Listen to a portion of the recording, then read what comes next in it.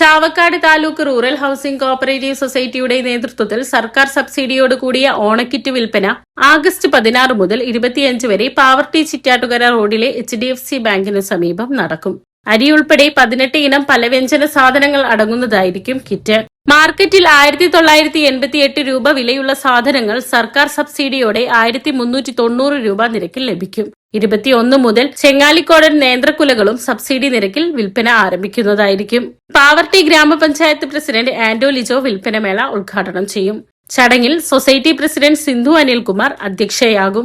Mullassery block വികസനകാര്യ standing committee chairman MK Anilkumar മുഖ്യപ്രഭാഷണം നടത്തും. കൂടാതെ പാവർട്ടി പഞ്ചായത്ത് 2ാം വാർഡ് മെമ്പർ സുമയ്യ ഷിനിമോൻ തറയിൽ ആദ്യ വിൽപ്പന നടത്തും. കേരള വ്യാപാരി വ്യവസായി ഏകോപന സമിതി പാവർട്ടി പ്രസിഡന്റ് VG സെബാസ്റ്റ്യനാണ് ഓണക്കിറ്റ് സ്വീകരിക്കുക. ഓണത്തോടനുബന്ധിച്ച് 10 ലക്ഷം രൂപയുടെ പ്രതിമാസ സേവിംഗ്സ് പദ്ധതിയും ആരംഭിക്കുമെന്ന് പ്രസിഡന്റ് സിന്ധു അനിൽകുമാർ അറിയിച്ചു.